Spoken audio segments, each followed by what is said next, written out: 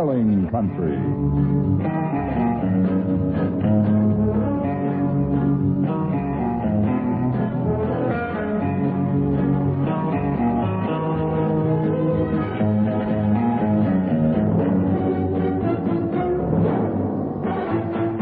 Carling, world brewers of the great American beer, present stories from America's foremost authors. Stories of trial and endeavor, of the courage of people. Stories from Carling Country. Tonight, Carling Country presents a story of deceit that takes place in the desert wastes of Southwest Africa. Illicit diamond buying and high tension in the story called The Skeleton Coast Incident.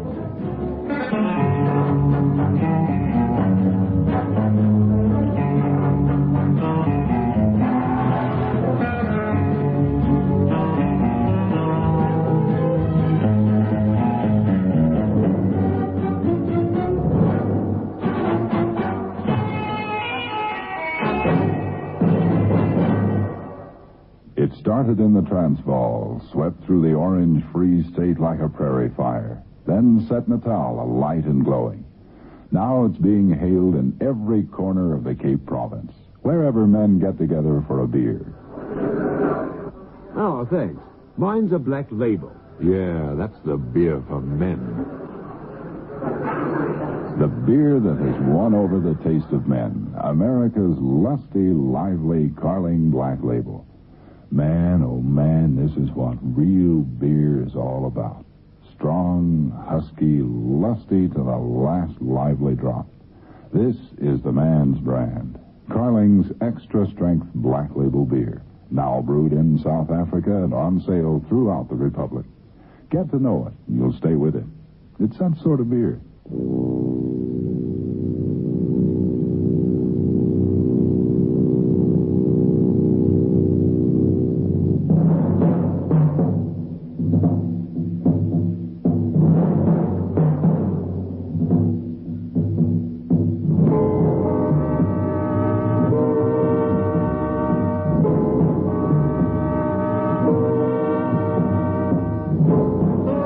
Sitting in the lounge of the Fisherman's Arms in Swakopmund in southwest Africa, doing very little but needing money to get out of there. Man was sitting opposite me, managing to look cool, and as if she still had enormous faith in me. All I had in the world was a light aircraft and no petrol, and a hotel bill. There was a little shadow under Nan's eyes that said that she, too, was worrying about the hotel bill. By the way, my name is Don Graham, and Nan has the misfortune to be my wife. Poor kid.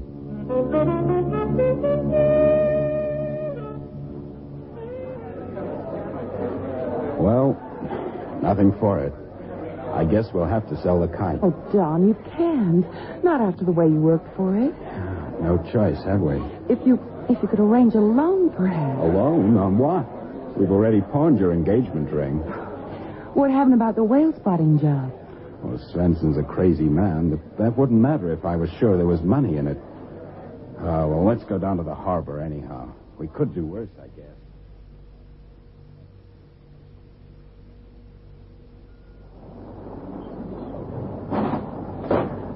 There's the whaling factory ship lying offshore. I think Svensson's probably aboard one of the little catching ships. Chasers, they call them. Oh, they look awfully small. Yeah, I get seasick looking at them.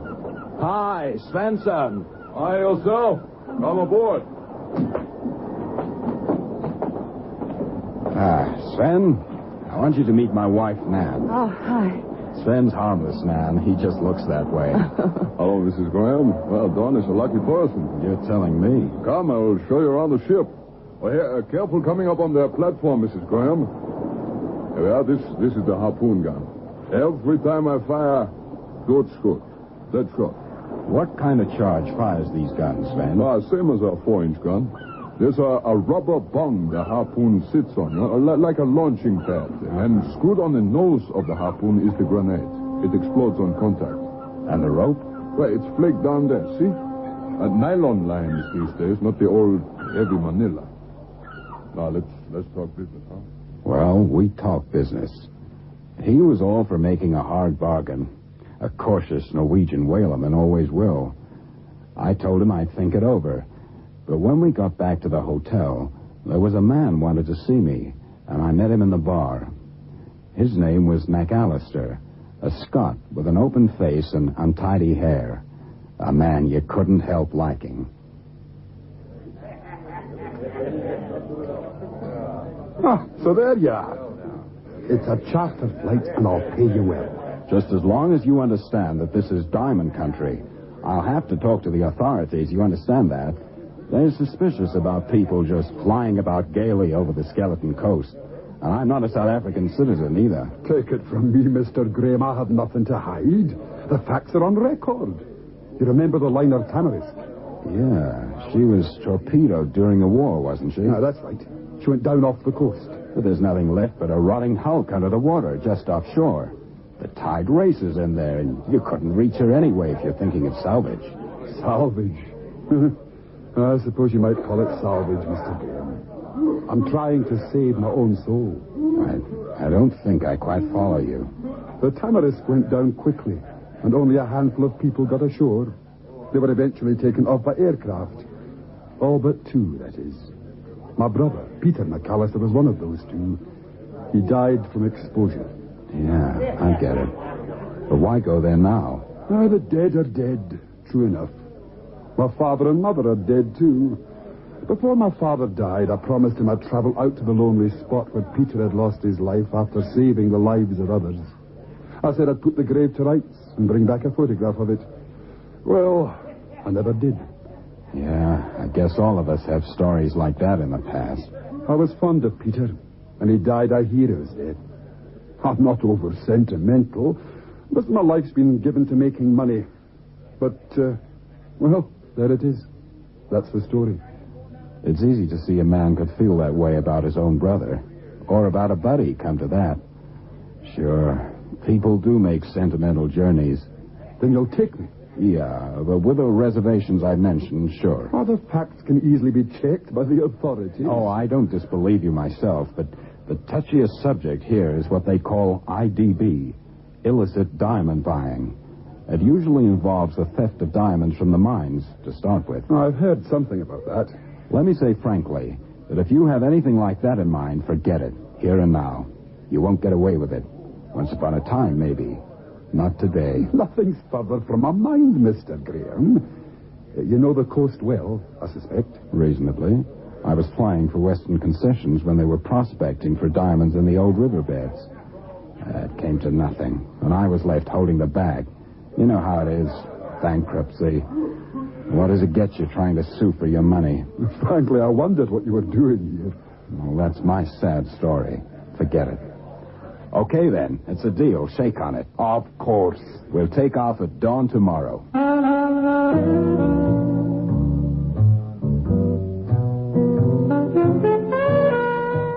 If I'd had any sense, I would have gone out then and got myself arrested.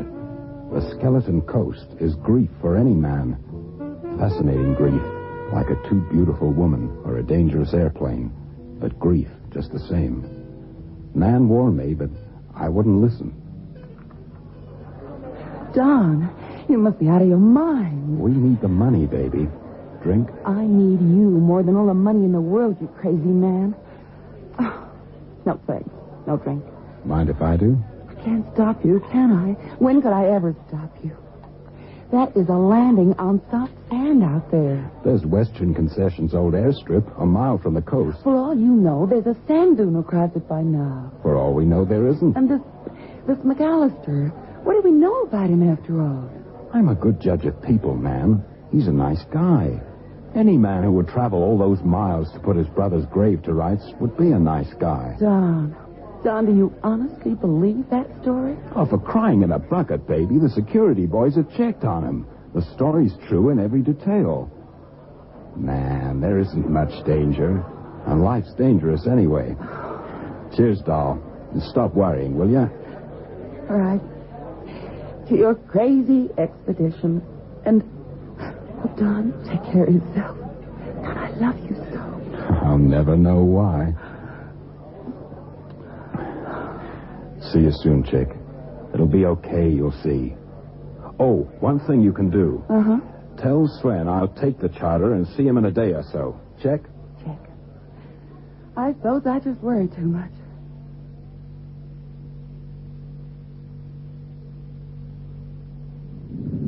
We can go now. I've registered the flight plan. They've approved. Great. I don't know what it means to me. Well, maybe I can guess a bit. I had a kid brother killed in Vietnam. Climb aboard.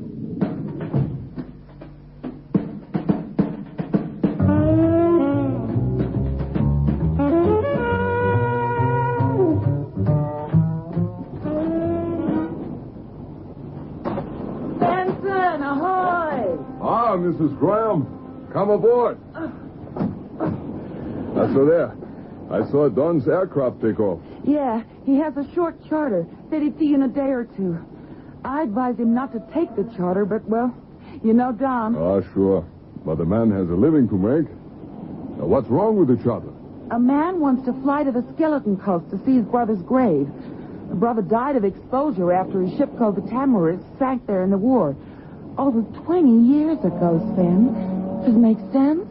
Maybe to some men. Sure, I reckon it might. Only thing is, remember, Don can take care of himself. Like I say, person must earn his living the best he can. Now, come on in the cabin. Tell me all about it.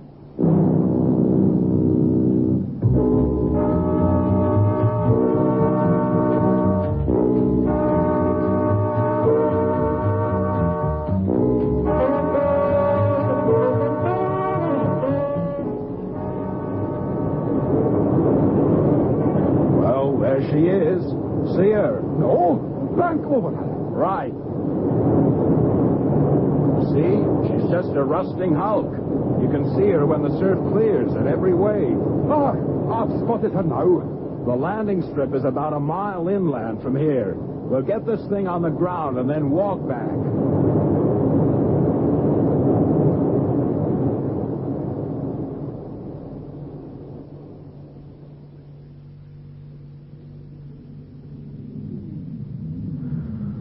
Well, we made it one way anyhow. Thanks to you. A remarkable piece of piloting. Thanks.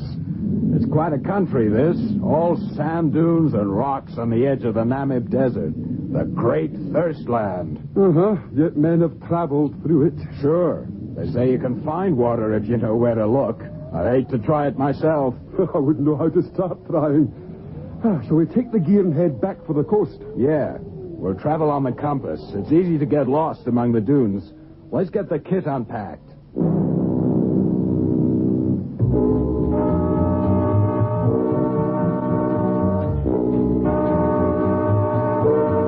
We took the provisions we bought and headed back for the coast. McAllister carried a short entrenching spade, the sort the Army uses. It reminded me of the reason for our journey, a tribute to death.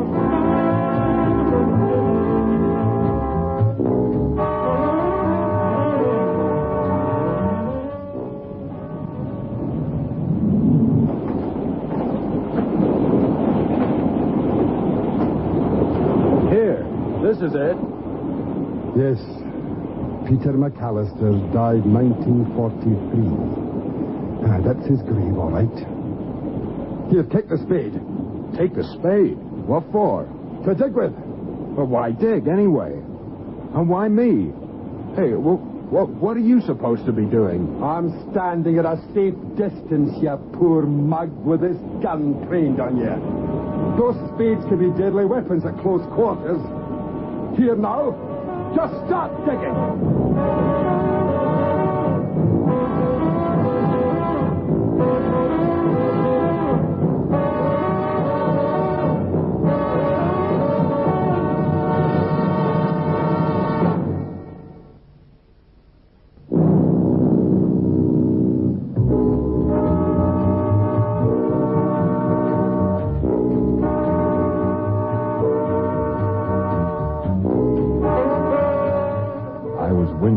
Discovering that McAllister was, well, whatever he was. But the gun in his hand was steady, and he seemed to know how to use it. So I began to dig. scared of what I might find. The heat was like the glow of a blast furnace, and the eternal waves of the skeleton coast crashed in against the long sand beaches.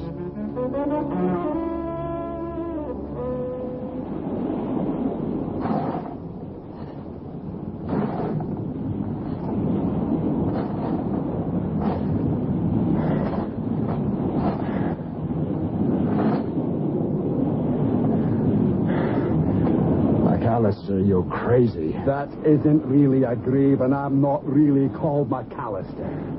When I said you were crazy, I didn't mean that. How can you hope to fly that aircraft back without me? I'm at least as good as you are, Graham. Go on digging. You mean you're a pilot? Right first time. I said go on digging. You said that Western Concessions went bankrupt. Ever wonder why? You tell me. They had a job foreman named Kirkdale. Lonnie Kirkdale. I know. So what?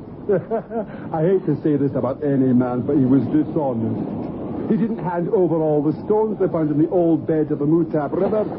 He dug a nice deep hole and buried them on the foreshore. Then he just moved the marker from Peter McAllister's grave.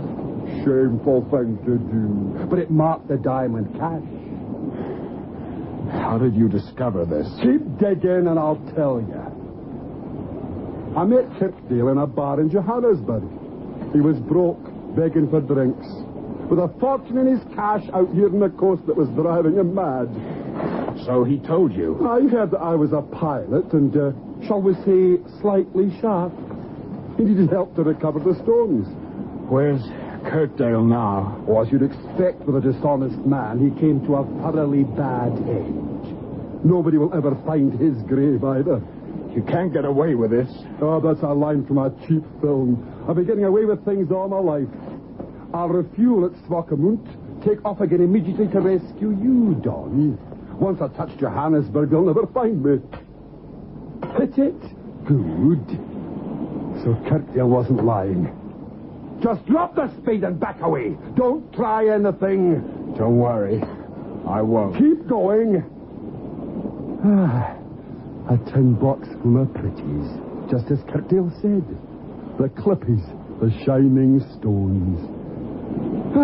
Translated in terms of the sweet life, this is quite a discovery, Graham. What are you going to do with me? I'll decide later. Get rid of me the way you did Kirkdale? No, I don't think so. I think I'll just take off and let you walk home. I'll say hello to your wife for you, fair enough. Better shoot me now, McAllister, or whatever your name is. Oh, like it fast and easy. Because I'll see you hang for Kirkdale if you leave me. Oh, don't be dramatic. I don't want your body found with a bullet hole, that's all. Now walk in front of me to the aircraft.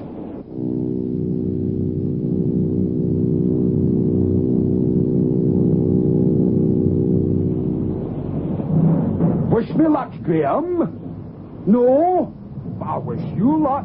Truly, Graham. Now back away from the plane. 100 yards will do. That's far enough. Well, Todd scenes, and you know what they scribble on the walls. Graham, Yankee go home if you can.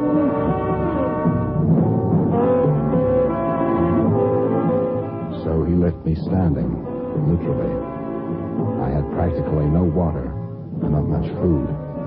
No way of contacting anybody. I had a compass. It was then I remembered the deserted camp of the Western Concession Company, half a mile from the airstrip. There should have been a radio transmitter there, but when I found it, of course, there was no power. I lay down in one of the shacks and went to sleep after a while. I wasn't going to be caught out among the dunes in the dark. I remember thinking about Nan, wondering if she might suspect anything and what she might do about it. Hi, Spencer. Hello. Come aboard.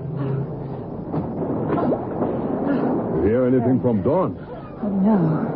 It's worrying me. I I expected him to call through on the transmitter and say goodnight.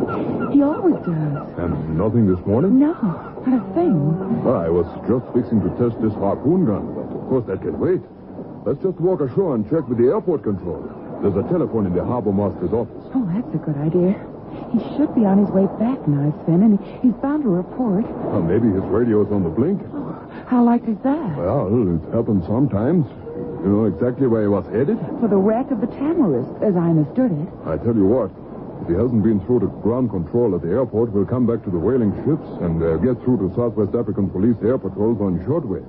They can check if there's anything suspicious. Like a burned-out airplane that tipped over in the sand? Oh, Steve, I'm scared. Oh, there's nothing more wrong, probably, than a fault in the radio sets. If they go wrong, our shortwave sets aboard the catchers sometimes do. You know it's unlikely. Sometimes the unlikely is exactly what happens. I had a hunch. Perhaps I'm imagining things. Oh, so easy to be smart after the event, as the man says. But I didn't like McAllister or the trip. Let's check up with the police. Come on. I found a water tank half filled with brackish water. I sipped at it, ate the last of the food we brought with us. Every instinct tried to force me to reach civilization. Here, there was only the sound of the wind in the empty camp and the far-off thump of seas against the shore. So I forced myself to stay in the shade and stay quiet. The betting was that somebody would discover what had happened within a day or so. If I stayed put, they'd look for me. If I tried to walk, I'd walk into death. Not for the first time, all my hopes were on Nan.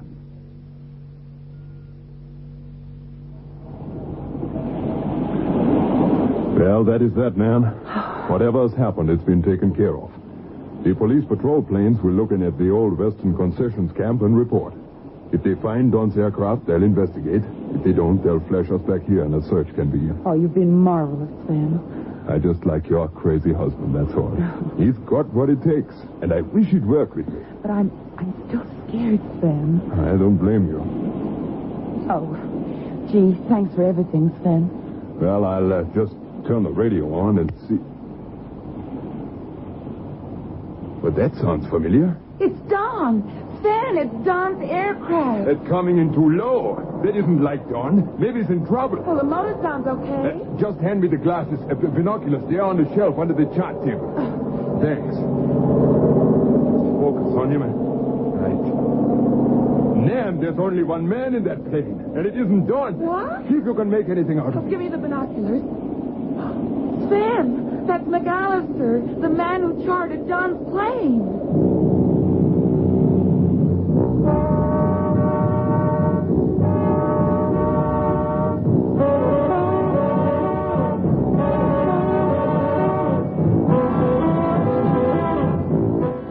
Wilson, fill it up.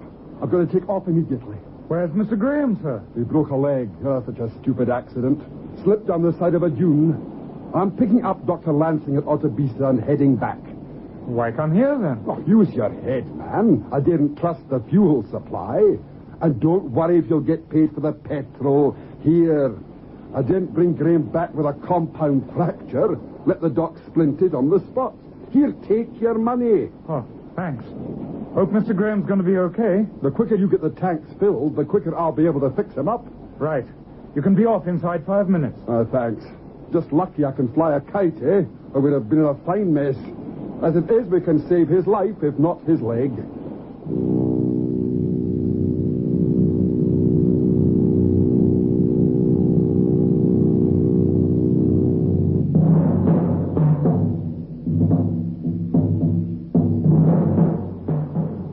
There may have been an accident, Sven. We can't be sure. I'll contact the police on the radio.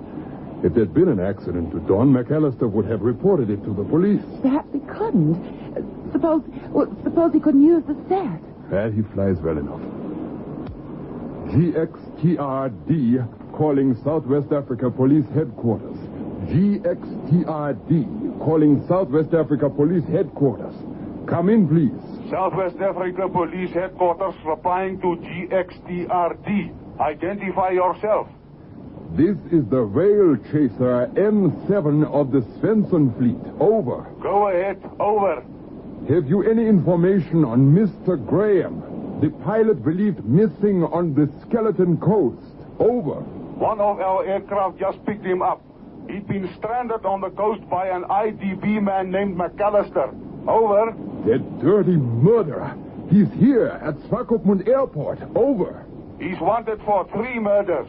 The plane carries a fortune in stones. Over. Then come and get him fast. Over. We're on our way. And he's dangerous. He'll kill on sight. Over and out. Thanks for the tip. Over and out. The plane's taking off. Come with me. Where are we going? The harpoon gun.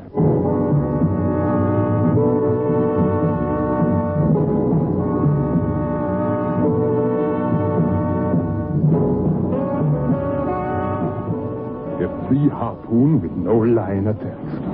Put in the charge. Screw the grenade on the nose. You can't. Then you can't. Oh, you watch Oh, me. don't. It's murder. I'll see Don gets a new plane, man. This man is a killer. Wanted by the police for murder. Please don't. He is coming in nice and as he turns, I'll have him. There. No. Oh, no.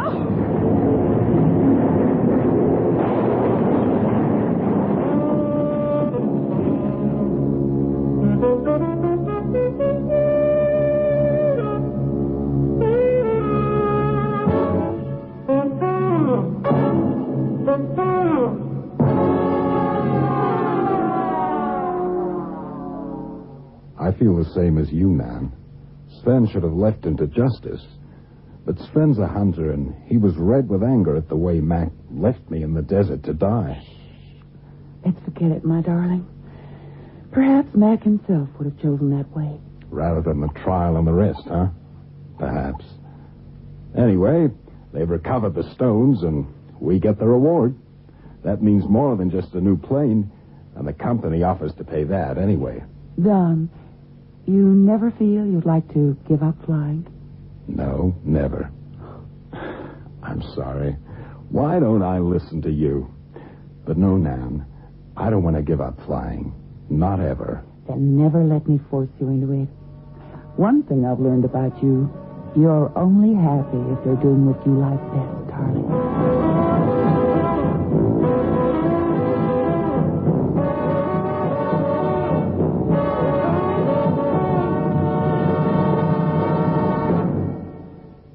It started in the Transvaal, swept through the Orange Free State like a prairie fire, then set Natal alight and glowing. Now it's being hailed in every corner of the Cape Province, wherever men get together for a beer. Oh, thanks. Mine's a Black Label. Yeah, that's the beer for men. The beer that has won over the taste of men, America's lusty, lively, Carling Black Label. Man, oh man, this is what real beer is all about. Strong, husky, lusty to the last lively drop. This is the man's brand. Carling's Extra Strength Black Label beer. Now brewed in South Africa and on sale throughout the Republic. Get to know it, and you'll stay with it. It's that sort of beer.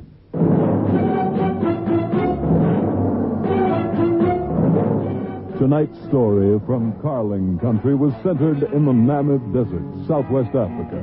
Music especially composed by Sam Sclair.